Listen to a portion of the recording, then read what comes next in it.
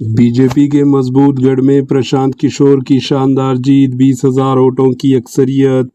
इंतखाबी हिकमत अमली साज और जन सूरज पार्टी के बानी प्रशांत किशोर ने बिहार के बीजेपी के मजबूत गढ़ बांकीपुर असम्बली हलके में शानदार कामयाबी हासिल करते हुए बीजेपी को बड़ा झटका दिया।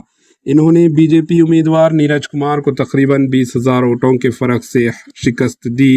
ये नशस्त पहले बीजेपी के कौमी सदर नितिन निबिन के पास थी, जो 2006 से मुसलसल यहाँ कामयाब होते रहे।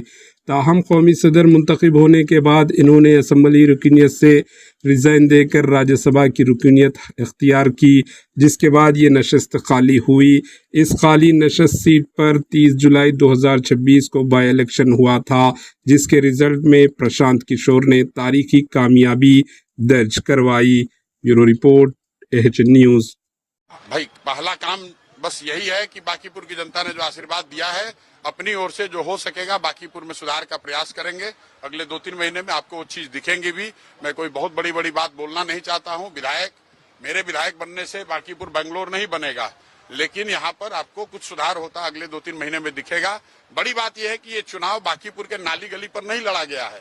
ये चुनाव लड़ा गया है कि बिहार का नेतृत्व किसके हाथ में होना चाहिए, और बांकीपुर की जनता ने ये संदेश दिया है भाजपा के नेतृत्व को कि भाई आप अच्छे आदमी को बिहार का मुख्यमंत्री बनाइए।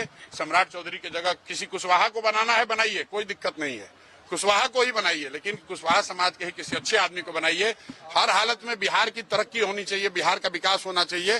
व्यक्ति कोई जीते, दल कोई जीते, लोकतंत्र है, हार जीत होती रहती है, उससे कोई फर्क नहीं है।